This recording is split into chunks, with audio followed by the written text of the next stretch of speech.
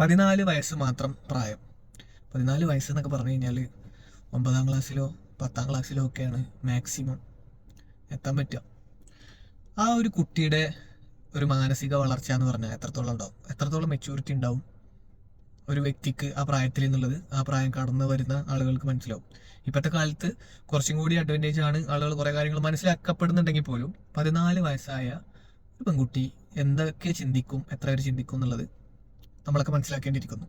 അതിലുപരി പാരൻസ്, എന്ത് പാരൻസാണ് ഇതിന് പാരൻസ് എന്ന് പറയാൻ പറ്റുമോ? എനിക്ക് മനസ്സിലാവില്ല. ഒരു ചെറിയ ഒരു കുട്ടിയാണ്, അല്ലെങ്കിൽ ഒരു കല്യാണം എന്ന് പറയുന്നത്, ഞാൻ എൻ്റെ എക്സ്പീരിയൻസ് ഞാൻ പറയാം. കല്യാണം എന്ന് പറയുന്നത് ഒരുപാട് റിസ്ക് ഫാക്ടറുകളുള്ള, അല്ലെങ്കിൽ നമ്മൾ ഒരുപാട് ചിന്തിച്ച് ചെയ്യേണ്ട ഒരു സംഭവമാണ്.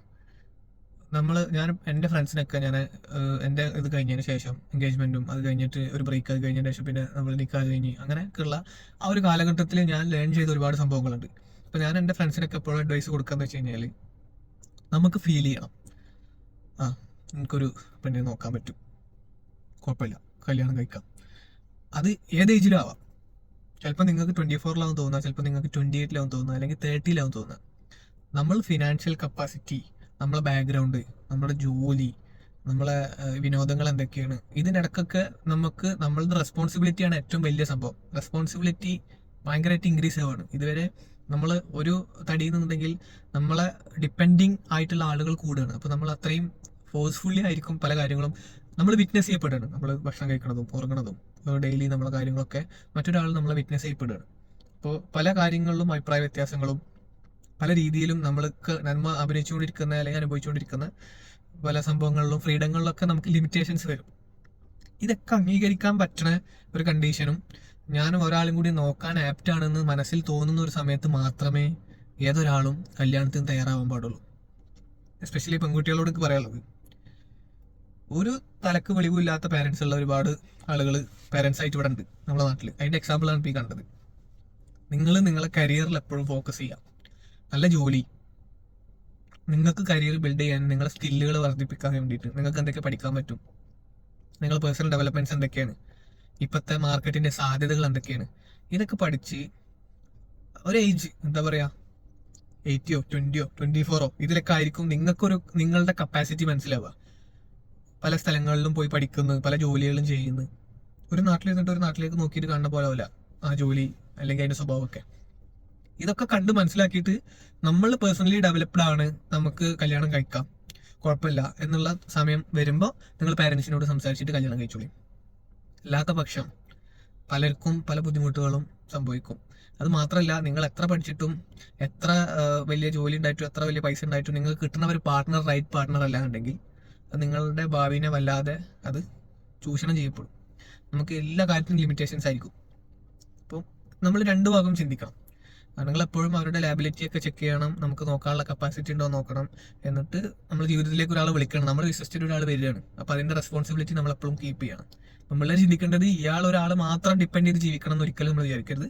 ഇപ്പോൾ പിള്ളേർ എന്ത് ചെയ്യണം, നമുക്കും പഠിക്കണം, ജോലി വേണം, നമുക്ക് പാർട്ട്ണറെ സപ്പോർട്ട് ചെയ്യണം, നല്ല രീതിയിൽ ജീവിക്കണം എന്നുള്ള ആ ഒരു കോൺസെപ്റ്റിലൊക്കെ വരുന്ന സമയത്ത് വേണം മാരേജ് എന്ന് പറയുന്ന ഒരു സംഭവത്തേക്ക് നമ്മൾ ഇറങ്ങാൻ. ഇപ്പോൾ വളരെ സൂക്ഷിച്ചിട്ട് വേണം ഇങ്ങനെ ഒരു സംഭവം, ഒരു തീരുമാനം എടുക്കുമ്പോൾ. ഈ ഒരു ഗണത്തിലാണ് ഈ ആളുകൾ 15-18 വയസ്സുള്ള പെൺപിള്ളേരെ തലേന്നാണ്ട് ഒഴിവായി പോയിക്കോട്ടെ, അല്ലെങ്കിൽ കെട്ടിച്ചു വിടലാണ് എൻ്റെ ഏറ്റവും വലിയ റെസ്പോൺസിബിലിറ്റി എന്നുള്ള രീതിയിൽ കല്യാണം കഴിപ്പിച്ച് വിടുന്നത്. പണ്ട് 21-ാമത്തെ വയസ്സിൽ ഒരു 5 വർഷം ബാക്കിൽ പോട്ടെ, 21-ാമത്തെ വയസ്സിൽ നിക്കാഹിക്കാൻ പറ്റുള്ളൂ എന്നുള്ള ഒരു വാർത്ത അങ്ങനെ പരന്നപ്പം 18 ആയ ഉടനെ കെട്ടിച്ചവരും അതേപോലെ പെട്ടെന്ന് അങ്ങോട്ട് കംപ്ലീറ്റ് ചെയ്യാന്നുള്ള രീതിയിൽ ചാടിക്കാരി കല്യാണം കഴിച്ച് ഡിവോഴ്സ് ആയവരും ജീവിതം എവിടെ എത്താത്തവരും പാർട്ട്നേഴ്സ് പ്രശ്നം അല്ലെങ്കിൽ ഡ്രഗ്സ് ഉപയോഗിക്കുന്നവരൊക്കെ ആയിട്ട് പല ബുദ്ധിമുട്ടുകൾ അനുഭവിക്കുന്ന ആൾക്കാർ നമ്മളെ സർക്കിളിൽ തന്നെ ഉണ്ട്, എൻ്റെ ഫ്രണ്ട്സിൽ തന്നെ ഉണ്ട്. നിങ്ങളൊക്കെ മനസ്സിലാക്കേണ്ടതാണ്, marriage is very risk. Marriage എന്ന് പറഞ്ഞാൽ ഭയങ്കര റിസ്ക്കാണ് നമ്മൾ ഏറ്റെടുക്കുന്നത്. അതിൽ നമ്മൾ അറ്റാച്ച് ആയി നമ്മളതിനെ ഓടിച്ച് കൊണ്ടുപോകാനാണ് നമ്മൾ ഏറ്റവും വലിയ കഴിവ്, പ്രശ്നങ്ങളില്ലാതെ ജീവിച്ച് പോകാൻ. ഇപ്പോൾ പലർക്കും പല ഇഷ്ടങ്ങളുണ്ടാവും. എത്ര ഫ്രണ്ട്സാണ് എത്ര പാർട്ണറാണെന്ന് പറഞ്ഞാലും ഇൻഡിവിജ്വാലിറ്റി എല്ലാവർക്കും ഉണ്ടാവും, അവരുടേതായ സ്വഭാവങ്ങളും മാറ്റങ്ങളൊക്കെ ഉണ്ടാവും. ഇതൊക്കെ ആക്സെപ്റ്റ് ചെയ്ത് പോകാൻ പറ്റുമ്പോഴാണ് അതിൻ്റെ ലൈഫിനെ നമ്മളെപ്പോഴും എൻജോയ് ചെയ്ത് ജീവിക്കാൻ നമുക്ക് പറ്റുന്നത്. വളരെ ശ്രദ്ധിക്കുക. പാരൻസ് ആയിക്കോട്ടെ, വല്യപ്പായിക്കോട്ടെ, ചില വല്യമാർ പറയും നിങ്ങളെ കല്യാണം കഴിഞ്ഞിട്ട് വേണം എനിക്ക് കണ്ണടക്കാൻ, കണ്ണടച്ചോളാൻ പറയും, കല്യാണം ഇപ്പോഴൊന്നും ഇല്ല അറിഞ്ഞാൽ മതി. അങ്ങനെ ജീവിച്ചാൽ നിങ്ങൾക്ക് ഫ്യൂച്ചർ ഉണ്ടാവും, നിങ്ങളുടെ ഭാവി നഷ്ടപ്പെടൂല.